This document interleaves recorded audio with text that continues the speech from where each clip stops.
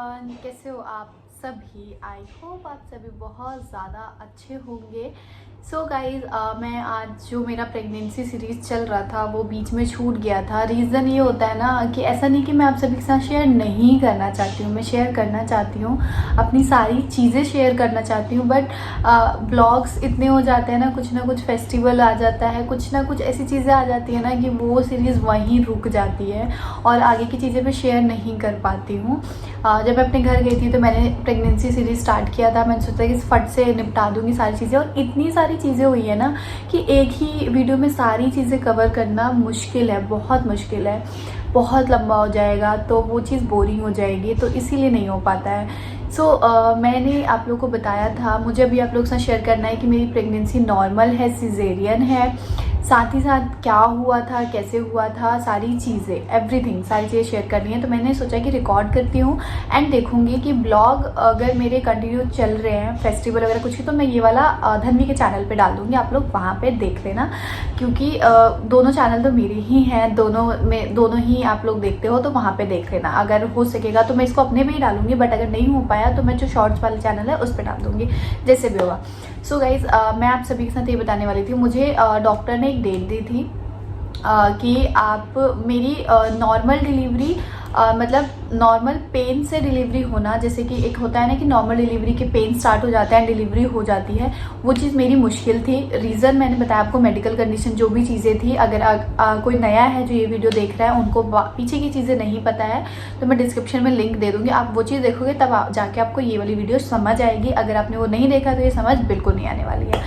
और मुझे डॉक्टर ने, क्योंकि मेरा फुल बेड रेस्ट था, मैं पहले ही आप लोगों के साथ क्लियर कर देती हूँ, जो भी गर्ल्स बेड रेस्ट पे होती हैं और उनको ये होता है कि वो वेट करती हैं कि अब मेरे पेन स्टार्ट होंगे, अब मेरे पेन स्टार्ट होंगे, और उसके चलते ना बहुत लेट हो जाते हैं, बहुत केस ख़राब हो जाते हैं। मुझे मेरे डॉक्टर ने यही बताया था कि बहुत सारी लड़कियां जो होती हैं वो वेट करने लग जाती हैं कि आज पेन स्टार्ट होंगे, कल पेन स्टार्ट होंगे, और जब पेन नहीं होते हैं, क्योंकि जब आप बेड रेस्ट पे हो तो आप कुछ भी नहीं कर रहे हो, बहुत ही कम चीज़ें कर रहे हो, और प्रेगनेंसी में बहुत ज़्यादा काम, मतलब थोड़ा ऐसे रहना पड़ता है ना अपनी बॉडी को, जिससे कि आपकी नॉर्मल डिलीवरी ईजिली हो जाए, नॉर्मल पेन्स आराम से हो जाए, तो वो चीज़ आपको करना चाहिए। बट बेड रेस्ट पे हमारी मेडिकल कंडीशन इतनी ख़राब होती है कि हम कुछ कर नहीं पाते हैं, तो नॉर्मल डिलीवरी में जो नॉर्मल पेन होता है वो इतना ईजिली नहीं हो पाता है। तो मुझे डॉक्टर ने डेट दिया कि आप मई में कोई सी भी डेट आप रख सकते हो और आके आप करा लो डिलीवरी, ठीक है। तो फिर डॉक्टर ने मुझे जब डेट दिया, तो डेट डॉक्टर ने दिया, हमें खुद डिसाइड करना था। तो आप सभी को पता है 9 मई को मेरी मम्मी की एनिवर्सरी है, और भैया का बर्थडे आता है, जो मेरे बड़े जेठ हैं उनका बर्थडे आता है। तो हमने पहले डिसाइड किया कि हम 9 मई को कर लेते हैं, 9 मई को कर लेते हैं। बट फिर हमने सोचा कि यार 2 फंक्शन ऑलरेडी है हमारे घर में, तो हम ना 10 को करते हैं। फिर बच्चों ने, हम सब ने फिर दिमाग लगाया कि नहीं, 11 मई को मेरे हस्बैंड का बर्थडे आता है, उस दिन कर लेते हैं, 11 मई को कर लेते हैं। तो हमने डॉक्टर के पास गए, हमने उन्हें डेट बोला कि डॉक्टर हमें 11 मई को करना है, डिलीवरी हमें 11 मई को करना है। तो डॉक्टर आपको इंजेक्शन वगैरह के थ्रू पेन्स वगैरह, वो मैं आगे आपको बताऊंगी किस तरीके से पेन दिया जाता है और किस तरीके से आपकी डिलीवरी होती है, वो चीज़ मैं आगे बताऊंगी। तो 11 मई हमें डेट दिया था डॉक्टर ने कि आप 11 मई को आओ और एडमिट हो जाओ, और हम मतलब 10 मई को आओ, आप एडमिट हो जाओ, और 11 मई को हम बेबी कर देंगे, है ना। सिजेरियन से हो या नॉर्मल डिलीवरी से है, जो भी है हो जाएगा। सो हम लोग 9 मई को, हाँ, एंड डॉक्टर ने बोला था आप 24 घंटे पहले का आपके पास कोविड रिपोर्ट होनी चाहिए कि आपका मतलब आप ठीक हो। मैं लास्ट ईयर मई में, आपको तो खुद ही पता होगा कि कितनी बुरी हालत थी, मतलब बहुत ही गंदी सिचुएशन थी, इतनी ज़्यादा मतलब चीज़ें ख़राब हुई पड़ी थी कोविड की वजह से। और जस्ट हमारे आगे मैं बताऊँगी, हमारे यहाँ पे एक प्रेग्नेंट थी, भाभी लगती है, मे बी प्रेग्नेंट थी, रिलेटिव नॉन थी, तो उनकी डेथ हो गई थी। वो प्रेग्नेंट थी और डिलीवरी के टाइम पे उनकी डेथ हो गई थी, बेबी डिलीवर होने के बाद। ये जस्ट मेरी डिलीवरी से 2 से 3 दिन पहले की बात थी। और रीज़न क्या था? कोविड। रीज़न, उनको कोविड हो गया था, जिसकी वजह से वो, एक तो हमारी प्रेगनेंसी में ना हमारा जो बॉडी है वो बहुत वीक हो जाता है, तो वो रिकवर नहीं कर पाई, कोविड की वजह से उनकी डेथ हो गई थी। जब डॉक्टर ने बोला था कि आप 24 घंटे पहले कोविड टेस्ट करा लो, तो हमने कोविड टेस्ट कराया। बोला डॉक्टर ने कि आप अपना करा लो और आपके साथ जो हॉस्पिटल में रुकने वाले हैं 2 जने, जो 1 जने आएंगे और 1 जने जाएंगे, उनका होना चाहिए टेस्ट। तो मेरा, मेरे हस्बैंड का और मेरी मम्मी का, सासू माँ का और मेरी मम्मी का, हम 4 जने का टेस्ट हुआ। और उस टाइम पे मेरी मामी जी ऑलरेडी कोविड पॉजिटिव थी, तो मामी जी का तो आना बहुत मुश्किल था। आपने देखा डिलीवरी ब्लॉग में, वो नहीं थी कहीं भी क्योंकि वो ऑलरेडी कोविड पॉजिटिव थी। बट बाद में वो ठीक हो गई थी। बट उन्होंने खुद ही मतलब बोला था कि नहीं, बच्चा छोटा है, अभी मुझे थोड़ा सा दूर रहने दो। तो डायरेक्ट वो छठियार वाले दिन ही मिली थी धनवीर से, उससे पहले वो नहीं मिली थी। बाकी हमने जब 24 घंटे पहले कोविड टेस्ट कराया तो मेरी सासू माँ का और मेरी मम्मी का, हम तीनों जने कोविड पॉजिटिव थे। हम तीनों जने कोविड पॉजिटिव थे। मतलब उस टाइम पे मेरी प्रेगनेंसी इतनी ऐसी रही है ना कि हम हर दिन रोए हैं, मतलब बहुत रोए हैं। और हम तीनों कोविड पॉजिटिव थे। मैं थी सबसे ज़्यादा, सब लोग मेरी वजह से रो रहे थे, परेशान थे, क्योंकि हमने जस्ट अभी केस सुना था भाभी का कि ऐसे हुआ। और जस्ट मैं प्रेग्नेंट हूँ और मेरा कोविड पॉजिटिव हो जाना, मतलब ऐसा लग रहा था कि क्या हो रहा है। मैं खुद इतनी घबरा गई थी, मैं इतना रो रही थी, इतना चिल्ला रही थी, मम्मी सब लोग रो रहे थे। किसी को समझ ही नहीं आ रहा था कि यार ये क्या हो रहा है, ऐसा वाला हो गया था। सब बहुत रो रहे थे। फिर उसके बाद हम लोग मेडिसिन्स वगैरह उस जो भी थी जैसी थी वो सारी चीज़ें स्टार्ट की, मेडिसिन्स वगैरह। बट मेरे हस्बैंड को ना थोड़ा सा डाउट हुआ। रीज़न ये था कि डाउट इसलिए हुआ ना क्योंकि हमने एक ही लैब से कराया था तीनों जनों ने, ठीक है, तीनों जनों ने एक ही लैब से कराया था। और उस टाइम पे ना वो लैब बहुत ज़्यादा फ्रॉड कर रहे थे। बट हमें ये चीज़ उस टाइम पता नहीं थी कि ऐसा कुछ हो रहा था। तो बट इनके हस्बैंड के, मेरे ऑफिस में किसी ने बताया कि यार वो लोग ना बहुत फ्रॉड कर रहे हैं, लैब का जो नाम है वो मुझे याद नहीं आ रहा, फ्रॉड कर रहे हैं, तो एक बार तुम लोग ना कहीं और से भी कराओ। तो उस दिन तो हम पूरे दिन हमने वेट किया, रोए गाए, सब कुछ किया। बट हमने सोचा कि एक बार हम कहीं और से कराते हैं। तो हम एक गवर्नमेंट हॉस्पिटल गए, वहाँ पे हमने कराया मेरा और मम्मी का। और 10 बजे हमने कराया, मेरा और मम्मी का कराया। तो हमारी रिपोर्ट्स रात को 12 बजने में भी 10 मिनट थे, इतने में मेरे रिपोर्ट्स आए।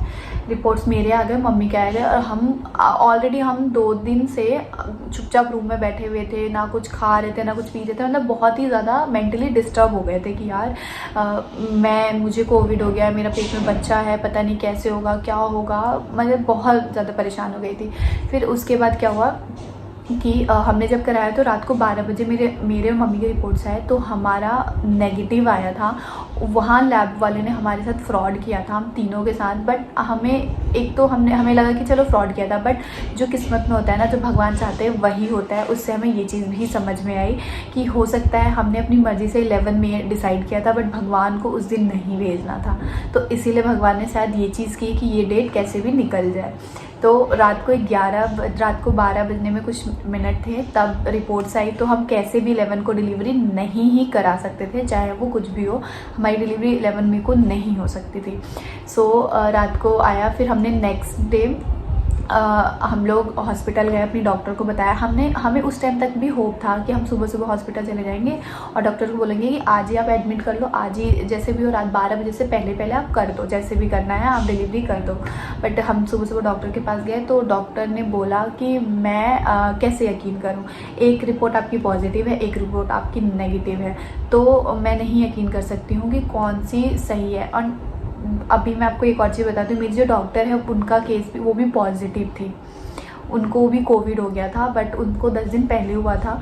उसकी वजह से मेरी कोई मेडिकल चेकअप नहीं हो पा रही थी, मतलब कोई अल्ट्रासाउंड नहीं हो पा रहा था। एक लास्ट मंथ का अल्ट्रासाउंड, वो सारी चीज़ें नहीं हो पाती थी। हम इतने टेंस थे। मैंने वीडियो भी बनाया है, ब्लॉग भी बनाया, आपने देखा होगा मेरे चैनल पे, लास्ट मैंने शेयर किया है। तो इतने ज़्यादा उसकी वजह से भी टेंस हो गए थे। तो उसके बाद क्या हुआ, हमने नेक्स्ट डे जब दिखाया डॉक्टर को रिपोर्ट, तो डॉक्टर ने बोला कि मैं यकीन नहीं कर सकती, दोनों में से मैं किस पे यकीन करूँ, आपको एक और बार टेस्ट कराना पड़ेगा, कैसे भी कर लो, आज आपका बेबी नहीं हो सकता है क्योंकि इतना टाइम नहीं है। फिर हम लोग कैलाश हॉस्पिटल है हमारे यहाँ पे, हम वहाँ गए एंड 11 को ही गए थे, नहीं फिर हमने 11 को छोड़ दिया। हमने सोचा कि छोड़ो, अब हम देखेंगे कि कैसे करना है, क्या करना है। फिर हम लोग 12 को गए कैलाश हॉस्पिटल। और कैलाश हॉस्पिटल गए हम लोग। मैंने सोचा कि हम लोग यहाँ पे भी एक बार करा लेते हैं। पहले मेरी मम्मी का कराया गवर्नमेंट हॉस्पिटल में, वहीं जहाँ से हमने कराया, तो उनका भी नेगेटिव था, तीनों जने का नेगेटिव था और उन्होंने फ्रॉड करके हमें पॉजिटिव दिया हुआ था। फिर हमने उनसे इन लोग जीजू की बहस वहस भी हुई थी काफ़ी। और फिर हम लोग 12 को गए, हमने कैलाश हॉस्पिटल में कराया, मेरा मम्मी का सबका। फिर रिपोर्ट्स आनी थी रात को, और जब 12 को जब जा रही थी मैं हॉस्पिटल अपना वो कराने के लिए, कोविड टेस्ट कराने के लिए, तो मुझे पेन्स हो रहे थे मेरे ना पेट में नीचे की तरफ, बहुत हल्के हल्के पेन्स हो रहे थे। एकदम से हो रहे थे फिर कंट्रोल हो जा रहे थे, एकदम से हो रहे थे फिर कंट्रोल हो जा रहे थे। तो वो चीज़ मैं थोड़ा सा इग्नोर कर रही थी कि चलो ठीक है हो रहा होगा, क्योंकि ऑलरेडी मेरे को फॉल्स पेन हो चुके थे, आपने देखा है। तो मुझे ये चीज़ थोड़ी सी वैसी लग रही थी कि अरे यार ऐसे ही हो रहा होगा, तो वही चीज़ लग रही थी। फिर 12 को हम लोगों ने कराया रिपोर्ट्स वगैरह, फिर हमारी आ गई 12 को। फिर हम डॉक्टर के पास गए और डॉक्टर को बोला एडमिट करने के लिए, और मुझे पेन्स हो रहे थे, तो डॉक्टर ने मुझे एडमिट कर लिया 12 को।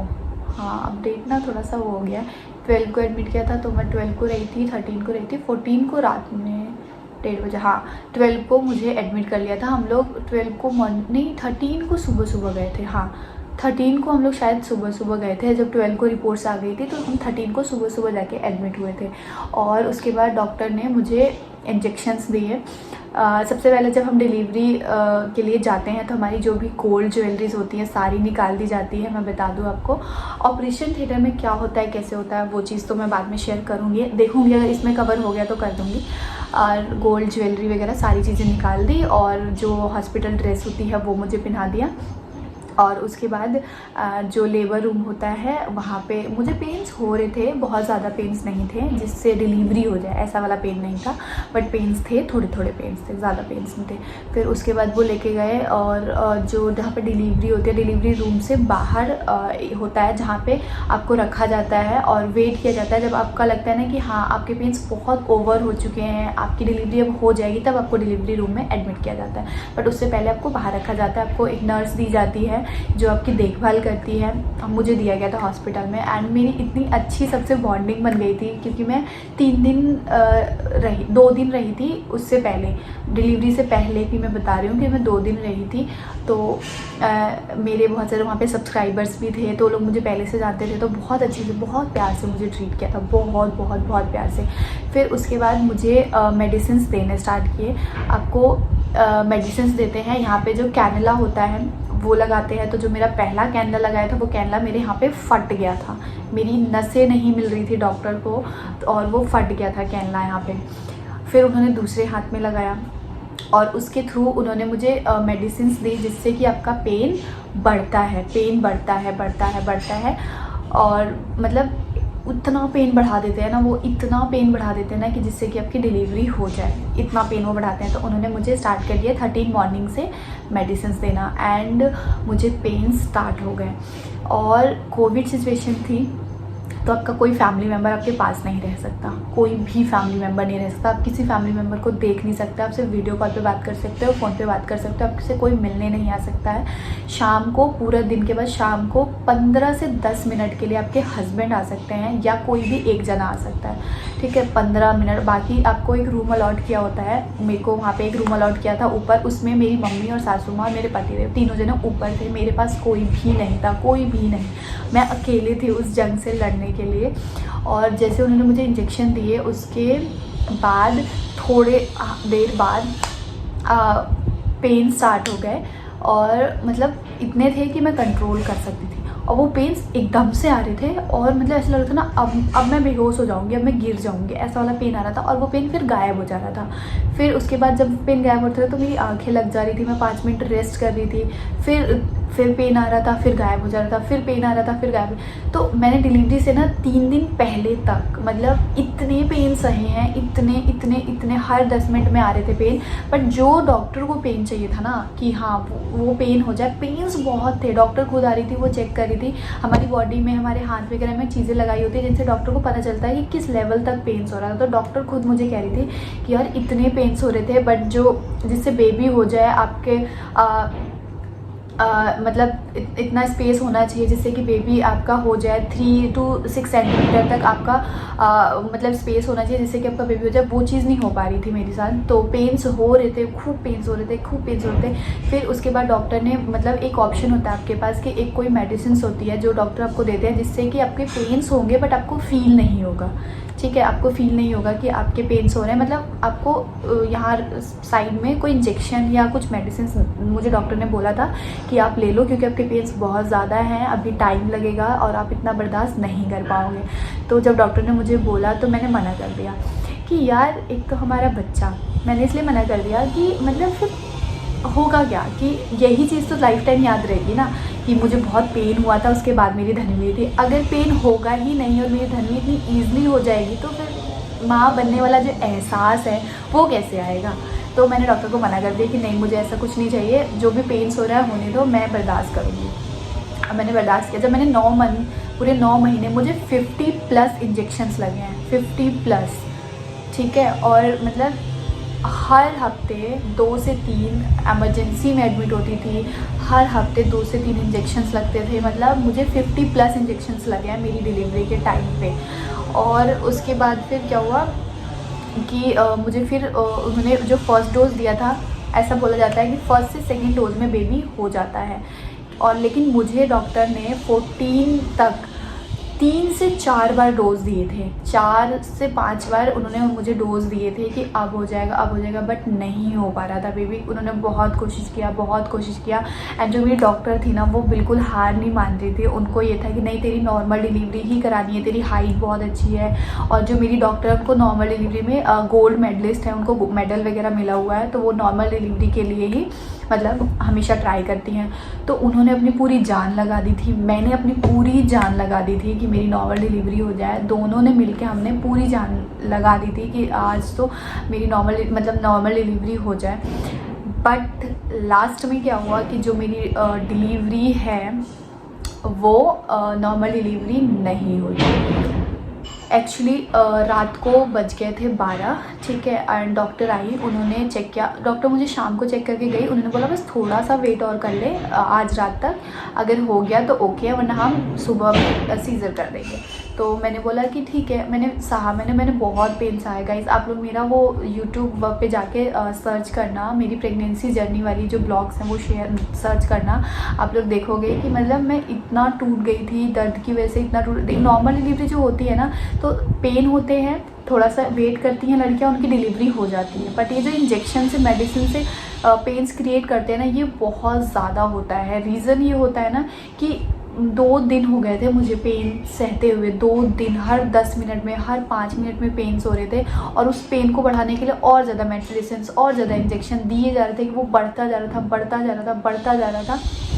बट डिलीवरी नहीं हो पा रही थी। इतना बुरा हाल हो गया था। ऊपर से मतलब अगल बगल में जो भी मेरे साथ आए हुए थे जिनकी डिलीवरी होनी थी, कोई सीज़र करा के चला गया था, किसी की नॉर्मल डिलीवरी हो गई थी, सब चले गए थे। एक पूरे हॉस्पिटल में जो मेरे अगल बगल के थे सब जा चुके थे, सबका बेबी हो गया था, एक मैं ही बची हुई थी। तो इतना अजीब लग रहा था, इतना डर लग रहा था कि यार ये क्या हो रहा है, मेरी डिलीवरी क्यों नहीं हो रही है, क्या रीज़न है।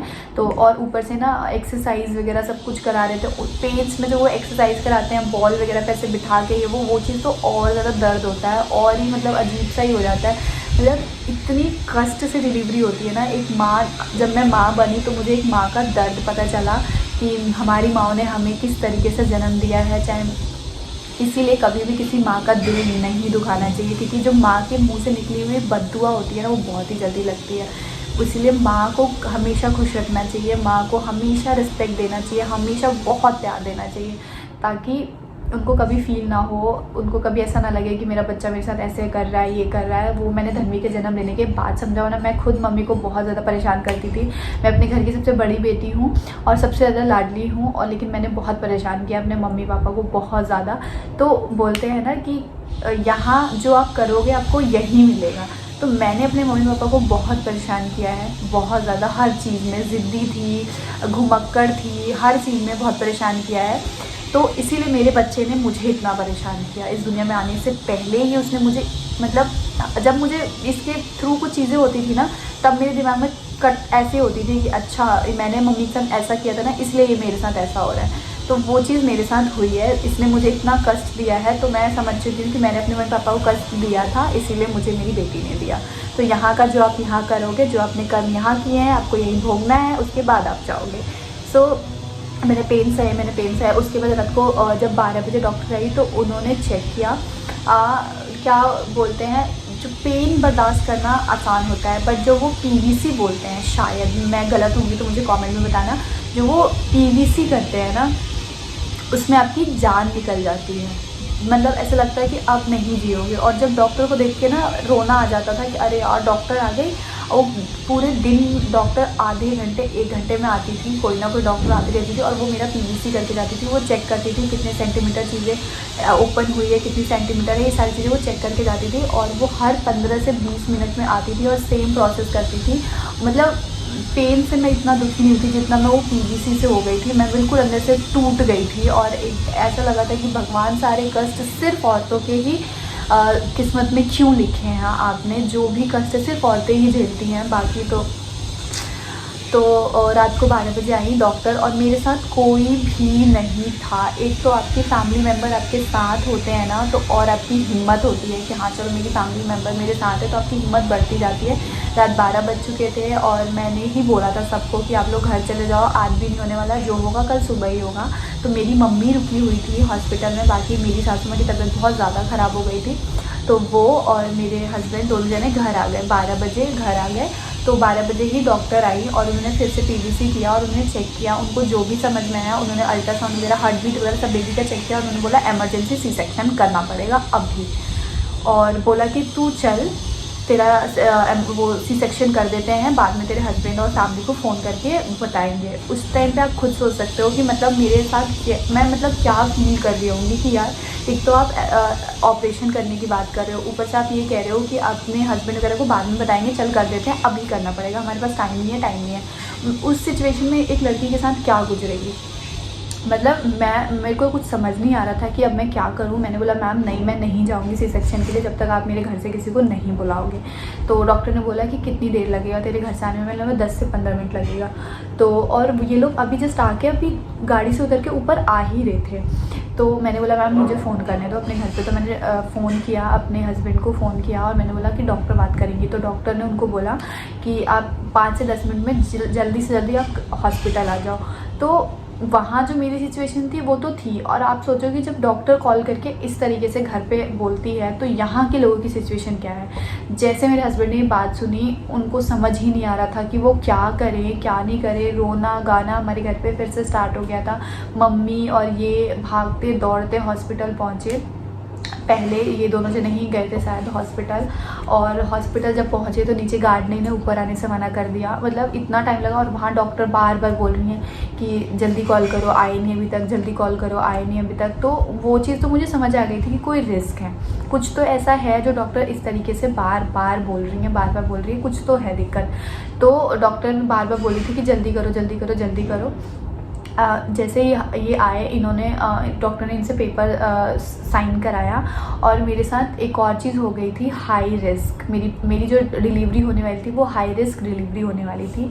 उसके बारे में मैं डिटेल में बाद में आपको अच्छे से शेयर करूँगी, क्योंकि उसमें अगर मैं गई ना तो पूरी चीज़ें फिर बहुत ज़्यादा उलझ जाएंगी। तो उसके बाद मुझे ऑपरेशन थिएटर में लेके जाने के लिए उन्होंने बोला कि गाउन वगैरह चेंज करो, सारी चीज़ें। एंड उसके बाद मतलब मेरा सी सेक्शन हुआ है, यहाँ तक आप लोग जान लो।